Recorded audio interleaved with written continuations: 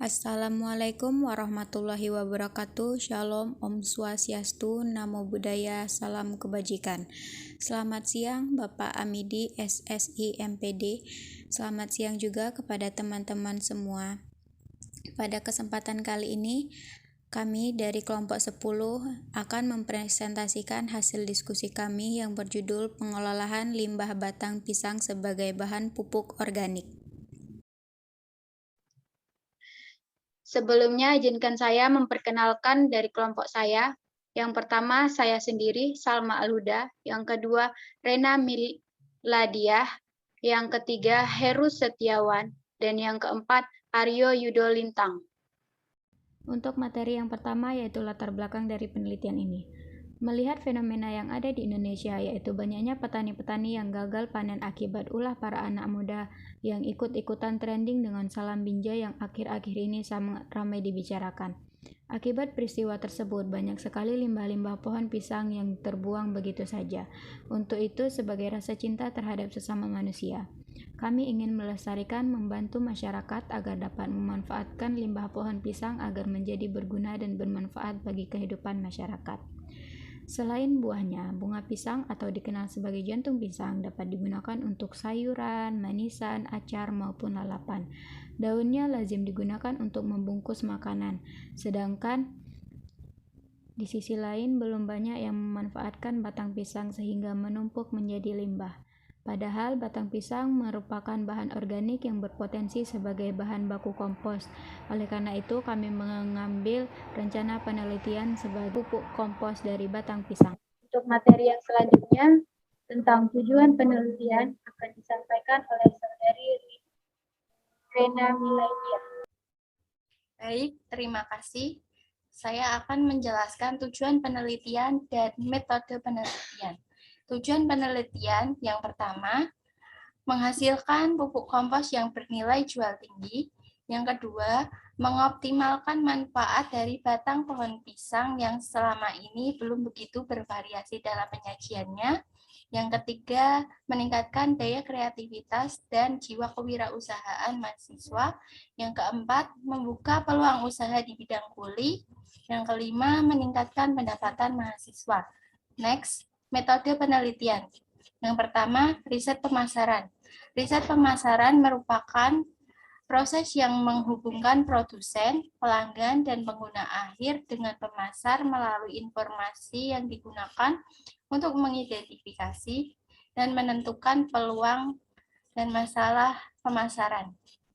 Yang kedua, membuat rancangan desain dengan rincian membuat pupuk organik atau rangkaian prosedur dan metode yang dipakai untuk menganalisis dan menghimpun data yang akan menjadi topik penelitian. Sekian dari saya. Baik, terima kasih atas penyampaian materinya. Untuk materi yang selanjutnya yaitu bahan-bahan dan proses pembuatan yang akan disampaikan oleh saudari Heru dan Aryo Yudo. Kepada saudari Heru kami persilakan. Oke, selanjutnya di sini saya akan mempresentasikan tentang bahan-bahan yang digunakan untuk membuat pupuk kompos dari batang pisang. Yang pertama adalah pohon pisang. Pohon pisang sendiri merupakan komponen utama dalam pembuatan pupuk kompos dari batang pisang. Yang kedua adalah serbuk gergaji. Serbuk gergaji merupakan bahan yang digunakan sebagai campuran. Yang ketiga adalah arang sekam. Arang sekam sendiri memiliki banyak manfaat, baik di dunia pertanian maupun untuk kebutuhan industri para petani. Para petani memanfaatkan arang sekam sebagai pengubur tanah, bahan pembuatan kompos, pupuk bekasi, media tanam, dan lain sebagainya.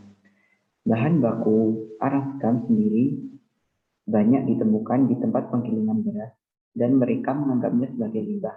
Oleh karena itu, kita bisa memanfaatkan arang sekam tersebut sebagai pupuk, sebagai campuran untuk membuat pupuk kompos dari batang pisang. Yang terakhir adalah bak pengomposan.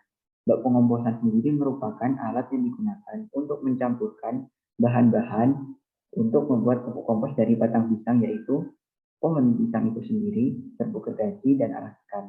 Selanjutnya adalah proses pembuatan. Proses pembuatan secara umum hanyalah 4, Yang pertama, saya akan menyampaikan yaitu tentang penyusunan bahan pembuatan pupuk. Penyusunan bahan pembuatan pupuk dimulai dengan pemotongan batang pisang secara berkala, yaitu pemotongan batang pisang dengan kecil-kecil. Semakin kecil-kecil pemotongan bahan pisang, maka pembusukan yang terjadi akan semakin cepat. Oleh karena itu, diusahakan dalam pembuatan pupuk batang pisang dilakukan dengan pemotongan yang kecil-kecil. Yang kedua adalah mencampur bahan-bahan. Mencampur bahan dapat dilakukan di bak pengomposan dan selanjutnya akan disampaikan oleh Lintang. Terima kasih. Yang ketiga adalah proses penyaringan. Selanjutnya, yang keempat ada proses membuat kemasan, yaitu proses terakhir sebelum produk didistribusikan langsung kepada konsumen. Selanjutnya ada manfaat.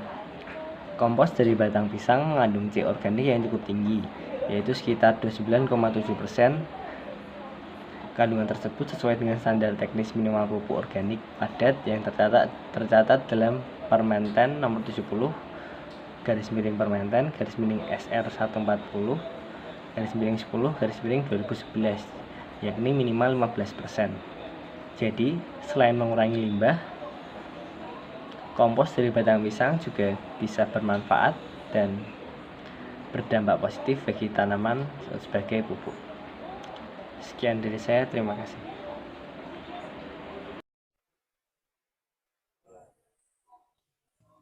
Baik, itu dia materi yang bisa kami sampaikan. Kurang dan lebihnya kami mohon maaf. Kami akhiri. Wabillahi taufik wal hidayah. Wassalamualaikum warahmatullahi wabarakatuh.